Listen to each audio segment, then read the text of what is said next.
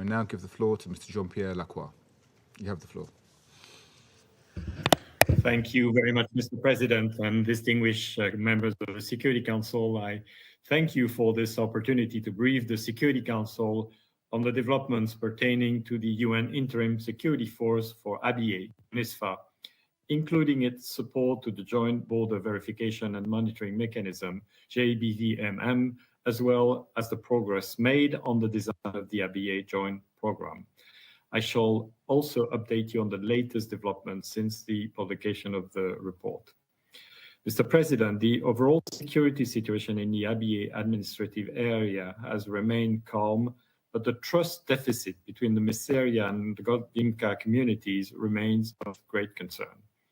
In line with the Security Council's acknowledgement last December that UNISFA must intensify its support to intercommunal dialogue, the mission worked tirelessly with the governments of the Sudan and South Sudan, as well as community leaders on both sides, to come to an agreement on this dry season's migration route.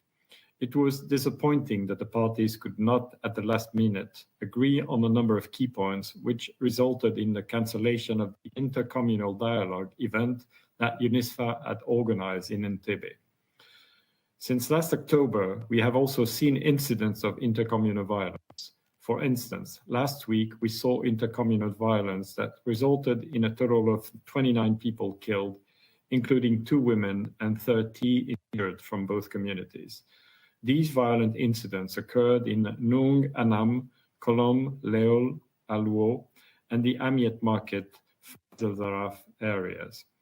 I wish to convey our deep condolences to the victims and the families who were impacted. These deaths and injuries could have been avoided had there been more trust between the two communities at all levels. In order to address these incidents of violence, the mission continued its community engagement work, along with more frequent and longer-range patrols. The force commander, acting head of mission, engaged the parties at capital and community level. He also encouraged the use of grassroots conflict resolution mechanisms involving traditional chiefs, youth, women, and girls. However, it is first and foremost for the governments of the Sudan and South Sudan to renew their engagement on the final status of Abyei. I welcome the recent request for support from both parties towards organizing the next Abyei Joint Oversight Committee. I call on the leadership of the Sudan and South Sudan to do their utmost to use this meeting to move forward on the issue of Abyei. Mr. President, significant progress has been made in the development of the Abyei Joint Program proposed in the letter of the Secretary General to the Security Council of 17 September 2021, since the last time the Council was briefed.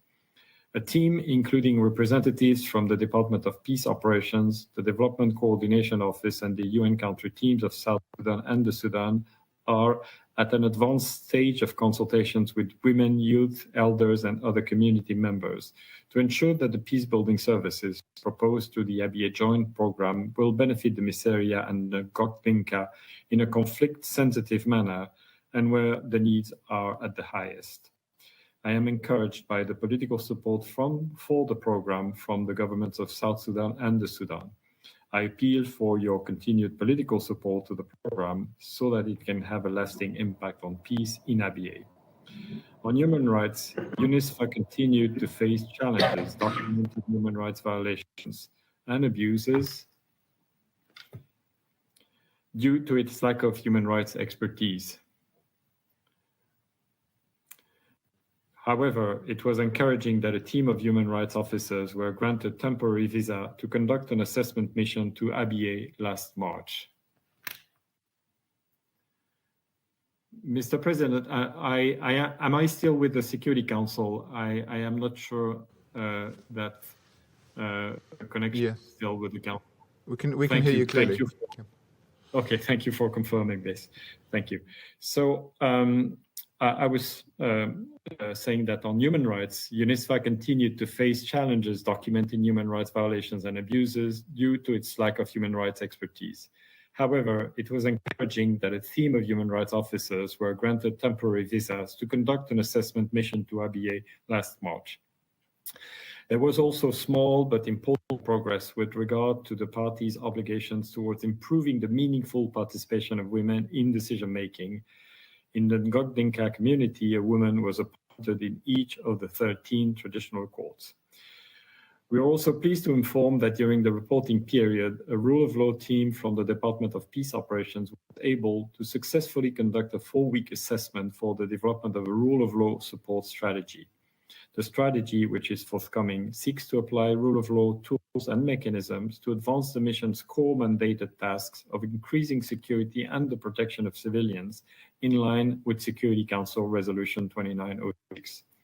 The strategy, which will be consulted with all relevant United Nations entities, including via the Global Focal Point for the Rule of Law, will also inform any potential engagement of the Sudan and South Sudan UN country teams in Abyei on rule of law matters. Unfortunately, during the reporting period, there has been no progress on the deployment of the 3 formed police units as mandated by the Security Council.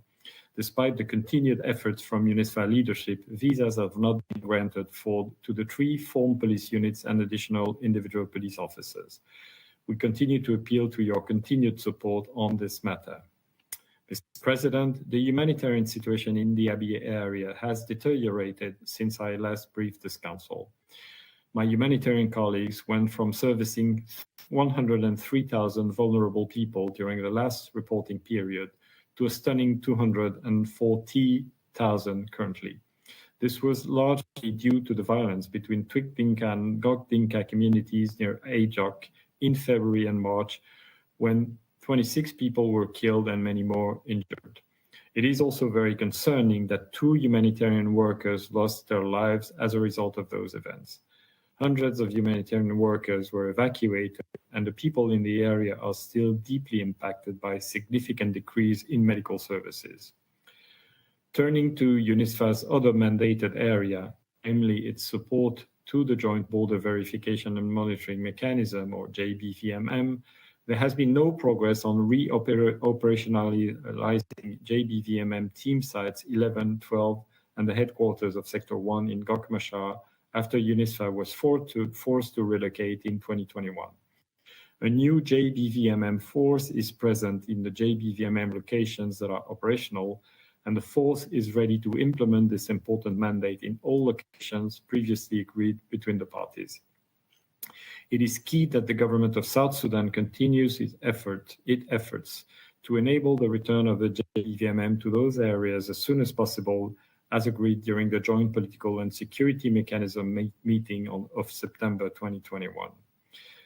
Mr. President, I wish to end my remarks by strongly emphasizing the need to ensure safety and security of UNISFA's peacekeepers as they carry out their difficult mandate in a complex operating environment.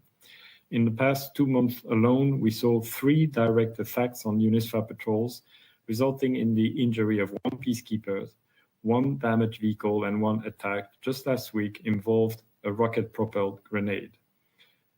Such direct, serious violence against the United Nations peacekeepers must end immediately. I call on the relevant authorities, consistent with their obligations under the Status of Forces Agreement, to investigate these incidents as a matter of priority.